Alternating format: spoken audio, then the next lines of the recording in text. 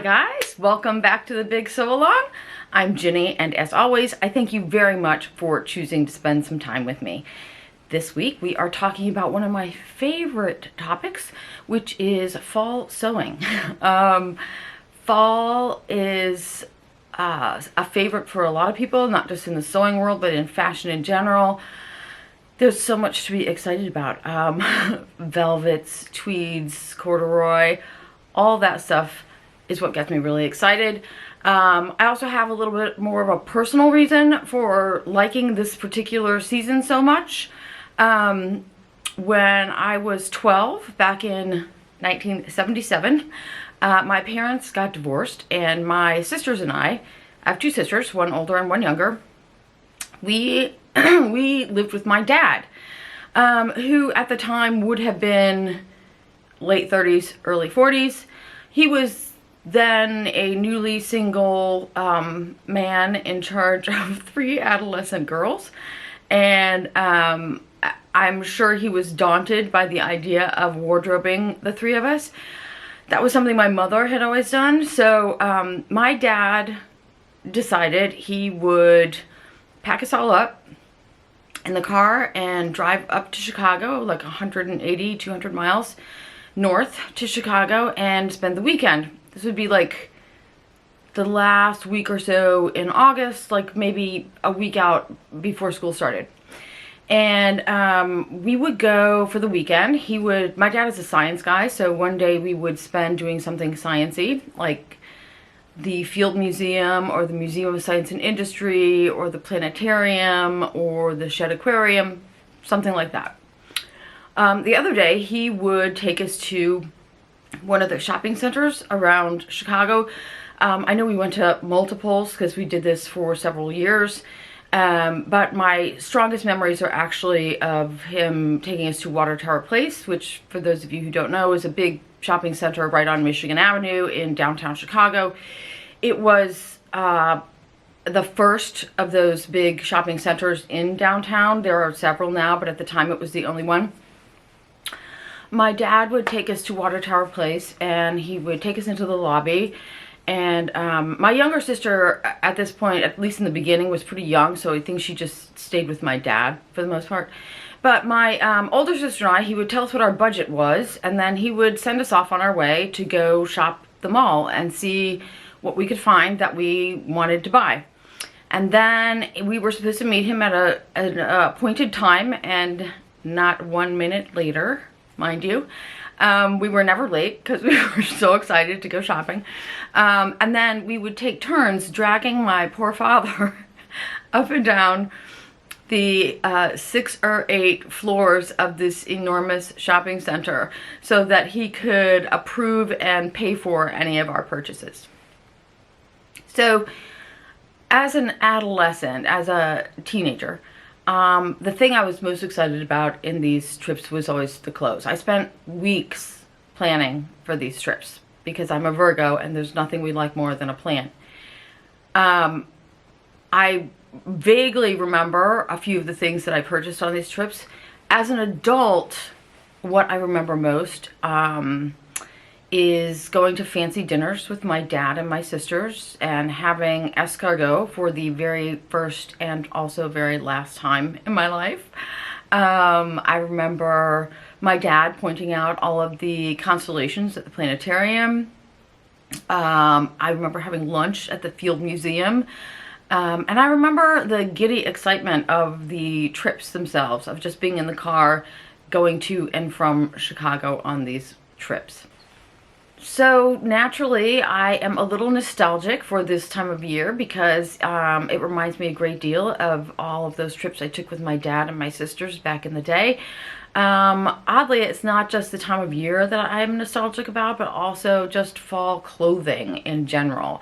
I really like fall clothing for the reasons that everybody does, but I also really like it because planning for the fall, making things for the fall, wearing things for the fall, always reminds me of the times I spent with my dad and my sisters.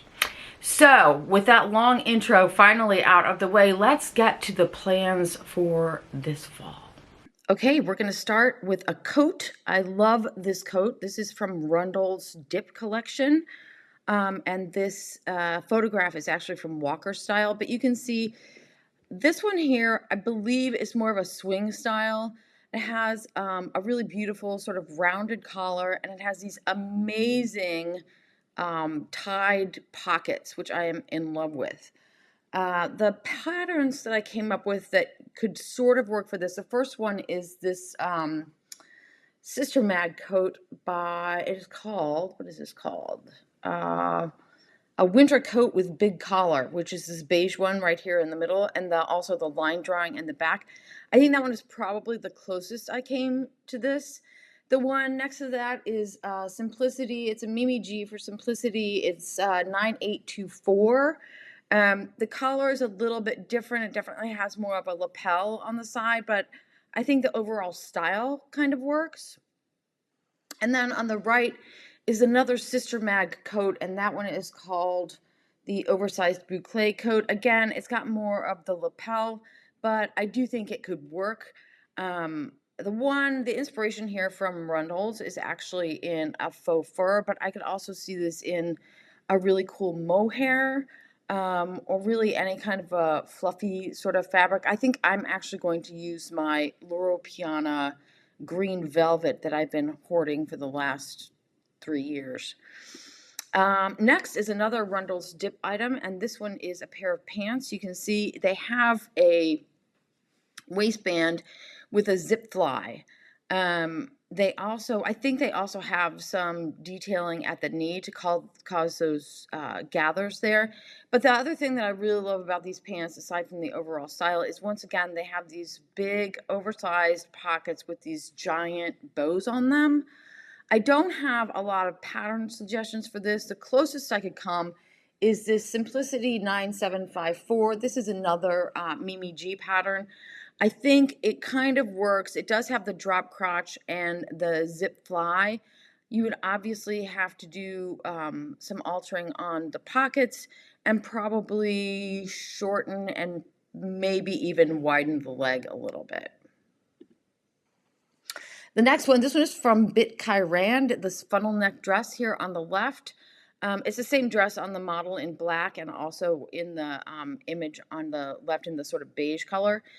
I don't have like a really great match for this. However, this Maker's Atelier Maker's top is pretty darn close, and I think that you could probably just lengthen this and get pretty close to the inspiration there. Also, on the right, you'll see the Maven patterns French Dart Shift. I know Kim made this a while ago, and I thought it was really beautiful. I think this one is a little more fitted. It does have the darts, so that will make it a little more fitted, but I think it gets the overall look. These pants, again, are from Bit Kyrand. They're the inspiration is the photo in the pink pair right in the middle. They are wide leg, sort of cropped. They have a pleat that starts below the abdomen. They have a zip front. I think the inspiration has belt loops also. I think this Merchant & Mills Juno pant on the left is pretty much a spot on make for this one. However, I also have the Vogue 2115 on the right there. That is not as long, but it would be easy enough to lengthen that. And it does have the pleats that go all the way up to the top, so that's a little bit different, but I think you could get a really similar look from either one of those. This puffer jacket sort of poncho thing I really like. This is the same jacket on the right. It's in like a puffer fabric, and in the middle and on the left it's in a like wool, and you can see it has these welt pockets and a button front placket with a stand-up collar. I like this rounded hem. I like the short cropped sleeves. I think for this you could use either the Fibre Mood Harlem cape, which is the quilted one on the right, or you could get kind of close with the assembly line drawstring vest, which is on the left, and it could be fun to do that with a hood or just with the stand-up collar. I think the stand-up collar on the assembly line one is a little bit higher than the inspiration, but I think the overall look is there. These pants are from Plumo. This is, again, just like a really typical style that I happen to love. I have this allotment pattern called the potting pants. I have not made these pants yet, but I do feel like they have a really similar look to these Plumo pants, and I think that I think those would work. I will give those a try and follow up with you guys, let you know how close they come.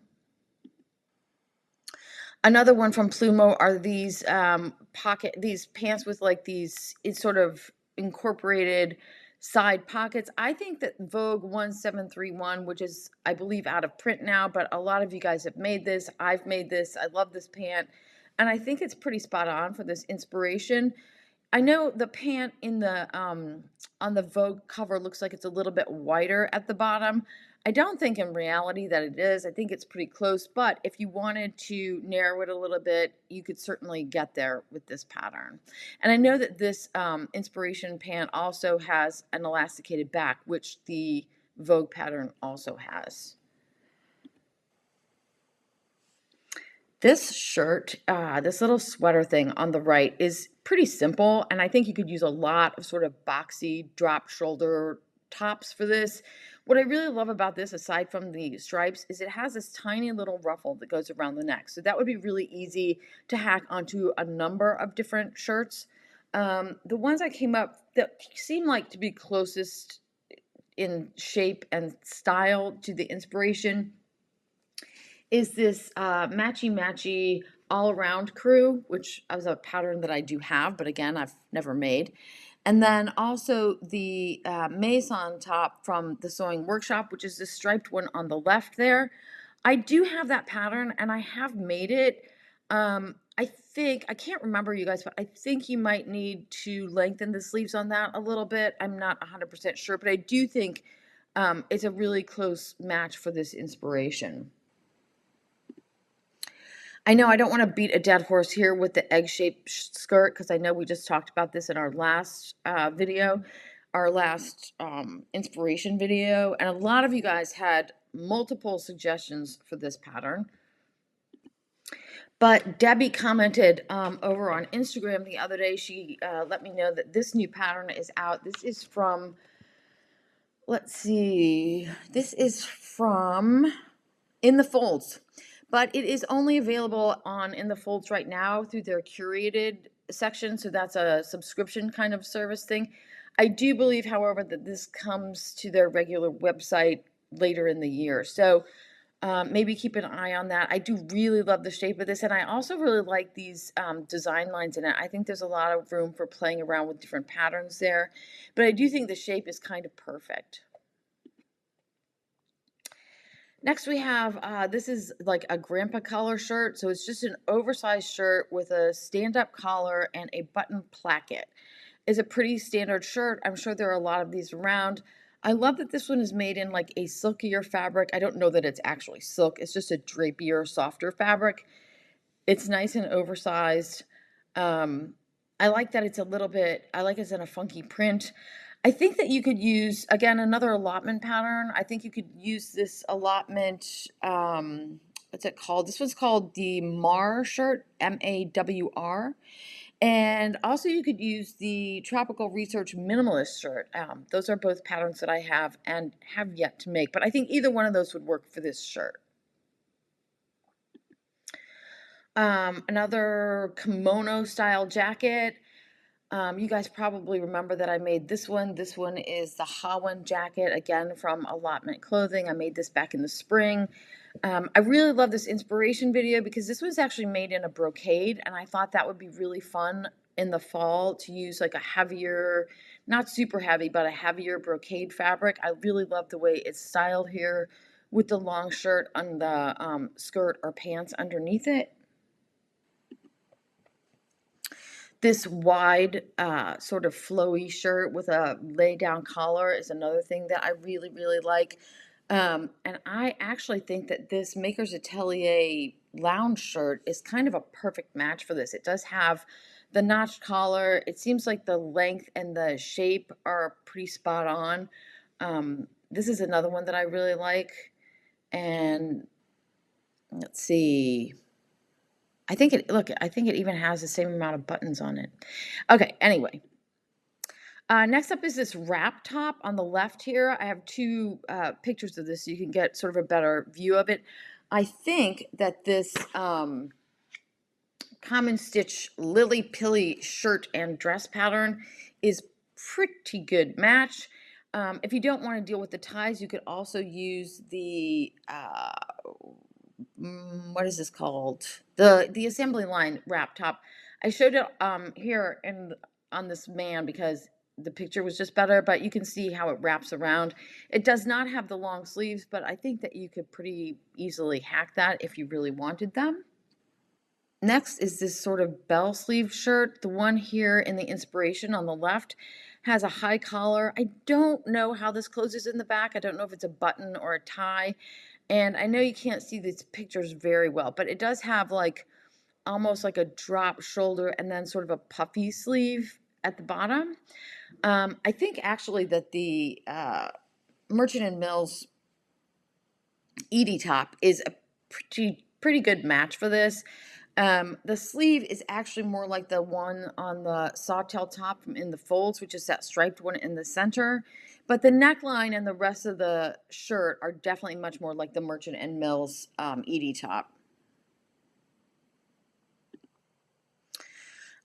Then from Toast, I have this corduroy jumper. I guess most people these days call it a pinafore. Here in the United States, this is what we would always have called a jumper. I have a couple of pinafore type things that I found that I thought would be really good for this. The first one here is the Paper Theory Ray pinafore. That's the plaid one in the center. That looks pretty spot on to me. But also the Folkwear, I think that's just called the basic pinafore. That could work too. It does have buttons at the front of the bib there, which the inspiration doesn't, but I don't think that's that big of a deal. And then last but not least is this corduroy, I guess, I don't know, I would call this a vest, but I think it's actually probably a dress. On the website, they show it worn both ways. I personally really like it the way they have it on the model here on the left, where it's open over pants and another shirt. I could not find a really good match for this, but the closest I could come was this true Bias Quinn vest and dress.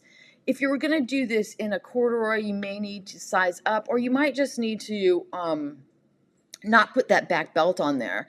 This one has like one of those little cinch belts at the back. If you didn't put that on, I think it would be pretty close, and then you could just pick the length that you wanted it to be. All right, guys, I hope you all found something there to get you excited. Please let me know, let us all know. People really like to see in the comments if you have pattern suggestions, myself included. So if you have pattern suggestions for any of these ideas that I've talked about today, please leave them in the comments so everybody can check those out.